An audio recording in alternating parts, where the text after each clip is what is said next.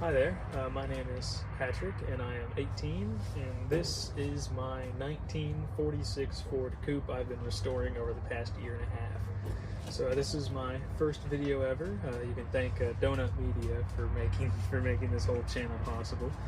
I'm just going to walk you through it, tell you the story, and yeah, all that fun stuff. So let's get to it. So this is the car. This is the body of it, at least. I've had everything separated because I'm working on restoring everything. So this is the floor that I've done. This is fully completed. Everything that's painted has already been done. So I made all these pieces here, just real simple. I don't have any real special tools, so I've had to kind of do it all by hand. This is what we've got so far with the body. We're getting there. Fixed a whole lot of rust through here. And we've been working on some body work and sandblasting and all that fun stuff. Kind of just learning how to do it as I go, because I don't really know what I'm doing yet. But, you know, there's only one way to figure it out, and that's just by doing it. Just to show, these are all of the pieces that I've cut out and redone. There's quite a stack of them in here. So all of these I've already cut out and replaced with new metal. So this is how I made the pieces with ribs in it that I've already welded into the car.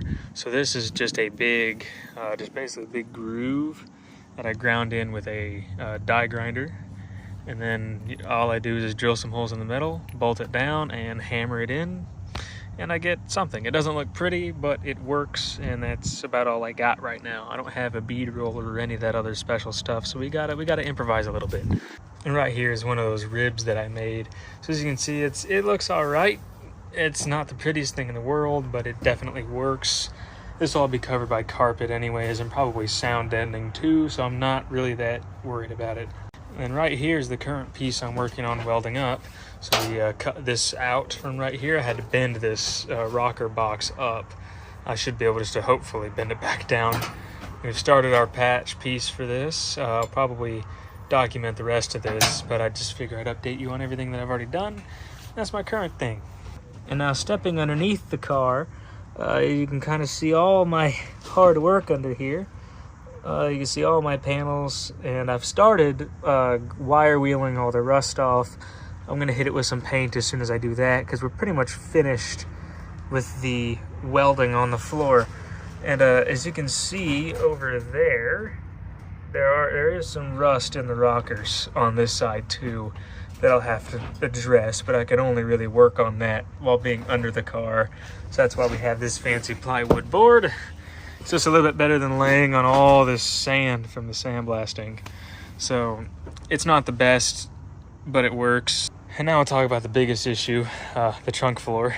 You can't really see it that well because I have all my tools back here, but you can get some glances. There is just stuff damaged everywhere you look. I believe I counted somewhere in the neighborhood of 350-ish holes in this thing. So it is completely shot, needs totally redone. I haven't touched it just because I don't know what I'm going to do yet. So this is by far the worst thing I have to deal with. And now we come to what is probably the most challenging part about this entire thing. It's these rockers. This is the driver's side rocker, and I mean there's just damage all along this entire thing.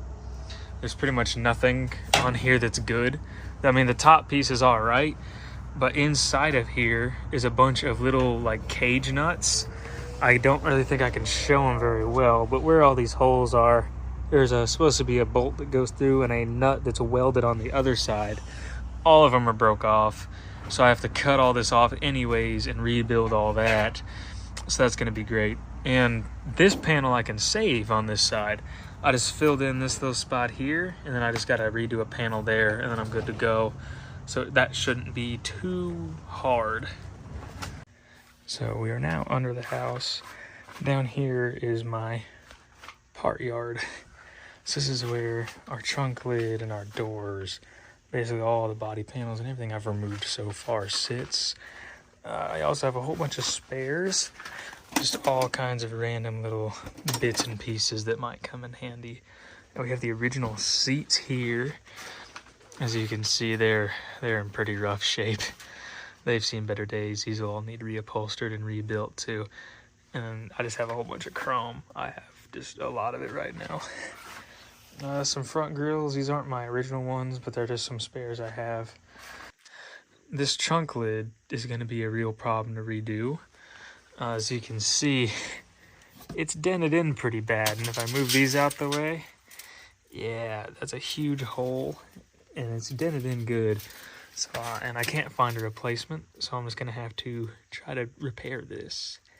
And that's why this is under here. I'm saving it for later because I don't really know how to do it right now. But most of the other stuff for this car is in phenomenal shape. I mean, the back seat looks almost brand new. And I mean, everything else is pretty good. The firewall cover's a little ratty, but that's what you got. I can remake a piece off of this really easily, so I'm not that worried about it. Here's the dashboard. I've actually already redone everything on this. It's just been sitting for a while, so she's really dirty. But it's pretty. I spent quite a while working on this, and it's all done. I have all the parts finished. I just haven't bolted everything together yet. I'm probably going to repaint this at some point, just because I used a lacquer paint and I want to do everything in urethane and do it right. But for now, I'm happy with it. This was the first part I actually finished on this car, so I was pretty proud of it. I don't know what you guys will think, but now right here is the frame of the car. It's actually pretty much finished. I still have some stuff in here I have to kind of touch up and fix, but otherwise it's all painted. Everything's been done, so she's pretty much ready to have things put on it. So this is the frame of the car. All right, so I'm going to explain to you the history of this car. So I got it about 1.5 years ago on my 17th birthday. My grandfather drove down from Ohio all the way down to Tennessee with it and dropped it off, gave it to me, and he told me to do whatever I wanted with it. And I wanted to restore it. Being a big car guy, I fell in love with the thing quickly. And yeah, it's been a big focus of mine is to try to get this thing finished, especially since he passed in January or so. So it's another big motivator to get this thing built. I just want to have this thing, be on the road with it, and have all kinds of fun and, you know, enjoy it. So when I first got the car, I'll probably show some pictures of it. It was in pretty bad shape. I mean, there was patina everywhere. It looked like somebody took an angle grinder to the doors. It took a couple of days just to get them to open up. And rust everywhere. The interior was just totally destroyed. I mean, it sat in my grandfather's field for about 18 to 20 years. And before that, it sat in Montana for who knows how long. Last registration date I know of was 2001 in Montana. So it's been 23 years at least since it's been registered. It could have been off the road for longer than that. It didn't have the stock engine. For those of you who don't know, the 46 Fords, they came with a V8 Ford flathead engine and the side loader transmission that was a 3-on-the-tree column shifter. What I got was a 53 Buick nailhead engine and then a 1936 Ford top loader transmission. So neither one of those belonged in that car.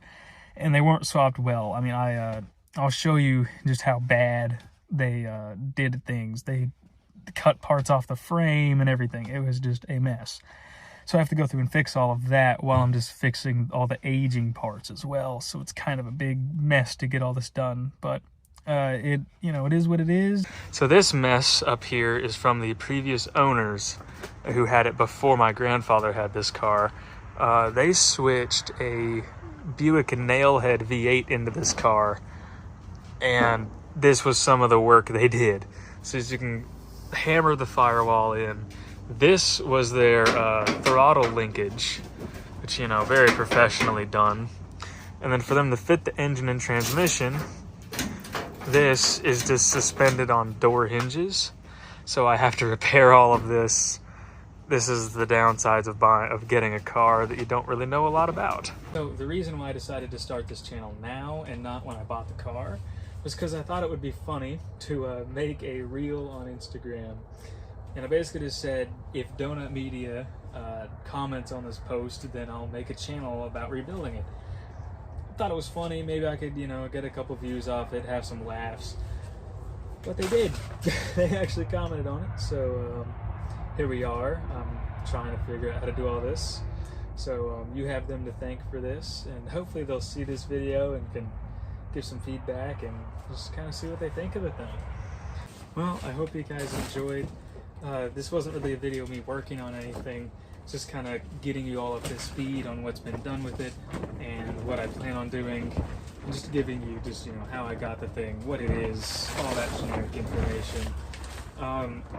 I think I'm going to try to do weekly uploads if I can. I'll just do like a weekly recap of everything I've been working on and just what's next. I'm looking at a donor car, so I'm going to be buying another 46 Ford. It'll just kind of turn into a donations vehicle. I'll just rip stuff off of it and put it onto this. This is the one I want to build. This is the body I'll be keeping. Everything else is kind of whatever. Because I want to do a full original restoration, so I want as many things as possible to be period and right. So I'll be running the flathead V8. I'll have the original transmission. All that jazz will be original. I won't have a factory paint color, but I think that's fine. I'll stick with the same color scheme, and that's good enough for me. It'll look original, but it'll have a little, like, some aftermarket touches. I also want to lower it and just things like that, just personal taste things. So yeah, I'll probably just post videos weekly or so if I can, just about what I'm working on. I'll show you some of the stuff I'm doing and how I'm doing it, just to kind of show you. It's a slow process. I mean, this is a year in, but being in high school and college at the same time and having all that to worry about, it's kind of hard to find enough time to fix one of these up, because it's very labor intensive to get one of these cars built. But my hopes is by the time I graduate in about a month and a half, I want to have it where this thing will at least move down the road, possibly. I kind of doubt it I'll be able to, but I want to try. So if you guys enjoyed, you can follow, like, or whatever you want to do. I'll try to post as many updates as I can. And that's about it. I'm not very good with the camera, obviously. This is the first time I've ever done anything like this. So any recommendations would be amazing. I'd really appreciate them. I don't really know what I'm doing. I just kind of set my phone up and we're just filming. So, you know, it's just the way it goes. So, yeah, I'll see you guys next week.